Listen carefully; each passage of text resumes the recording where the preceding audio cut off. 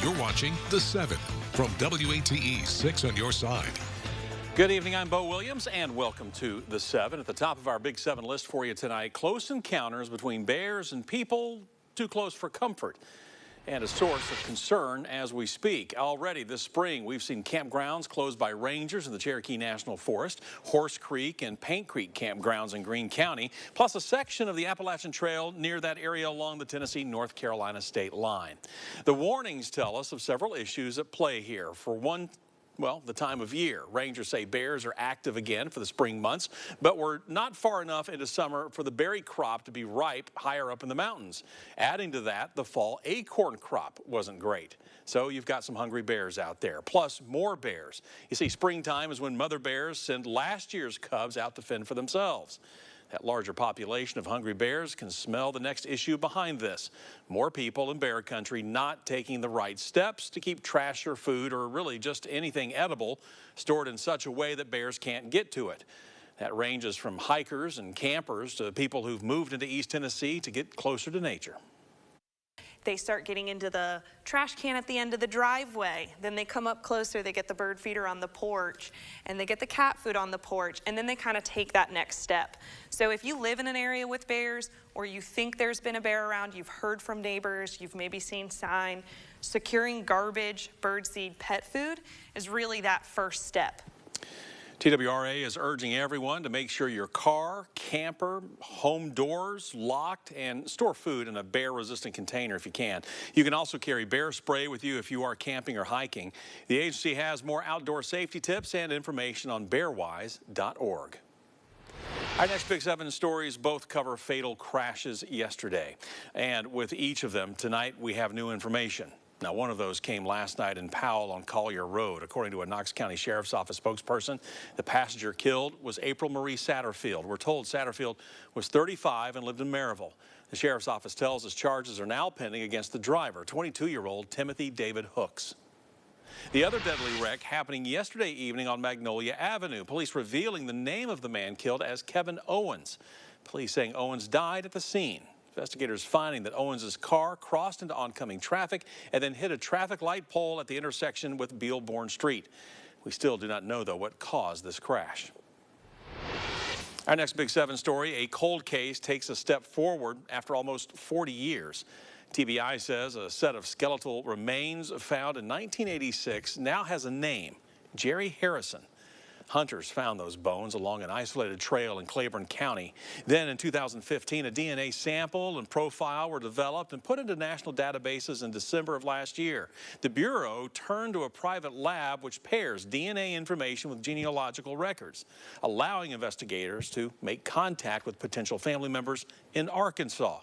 With help from forensic anthropologists at UT, investigators managed to figure out the remains were those of a man 30 to 40 years of age who had been shot and died 6 months to a year before his remains were found.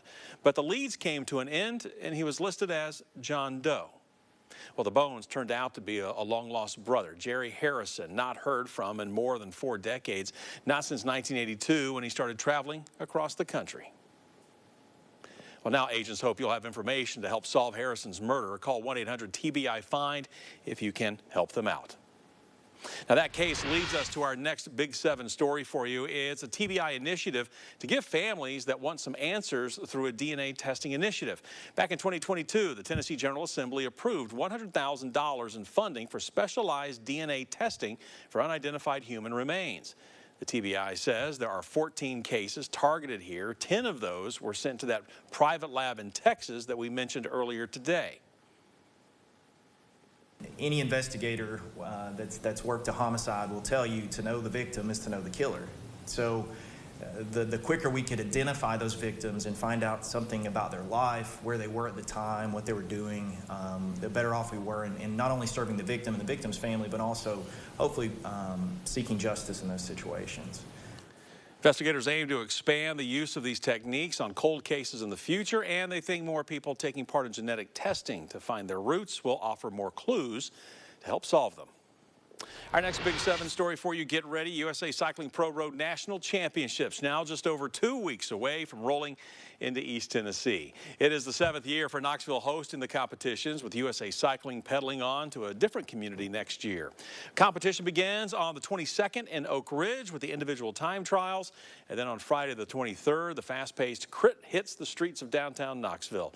Saturday the 24th is Olympic Day at Safety City, and then Sunday the 25th, the Pro Road Nationals, which will also be held here in Knoxville. WAT6 on your side will be bringing you live coverage of both the men's and women's races on air, with constant race updates for you online as well. And we wrap up the Big 7 at 7 list with some ugly air. Take a look. We recorded some time-lapse videos from our cameras showing the hazy skies earlier today. The haze we've been seeing has been fueled by smoke from wildfires burning all the way up in Canada. Now, outside tonight, more of that drab look in this live picture from our weather cams. For other parts of the country, well, take a look at this. Looks like video of post-apocalyptic, if you will. This is New York City. Orange skies over Manhattan, blotting out the skyline, forcing people to breathe air that's registering as the worst since 1999. So with that, let's turn things over to meteorologist Margot Altshuler from the 6 Storm Center, monitoring the air we're breathing tonight here in Knoxville. Margot? Yeah, no, today we've seen very hazy conditions, and this actually started a couple of days ago. We've seen a low pressure system that's just northeast of us, and that's actually what's caused us to see these hazier conditions, the wildfire smoke actually get to here in East Tennessee, because as Bo mentioned, those wildfires are up in Canada, which is miles and miles and miles away. This is a look outside right now, pretty hazy still, but believe it or not, we're in that moderate risk for the day today. Currently we're seeing a 99, and we were supposed to see 100 today, so still sticking in that moderate health risk. Now, even though we're in that moderate risk, if you are very sensitive to like smoke, any of like, that particles in the air, I would highly recommend, limiting your time outdoors, because going into the day tomorrow, we can expect to see another moderate level. Now, this is just kind of a look at our timeline forecast for smoke moving through the region. It does die down as we head into the night tonight, into early morning tomorrow morning, but we will see that kind of build back up to the moderate level going into the day tomorrow.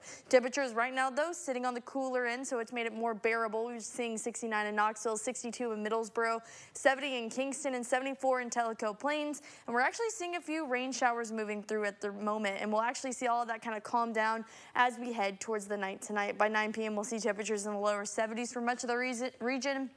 And heading into the rest of the night, overnight, we'll see temperatures dropping down to the mid-50s. We are watching the air quality as we progress throughout the week this week, just because that is the top story for weather-wise going into the week. We will be dry towards the end of the week, and rain does find us again going into the end of the weekend.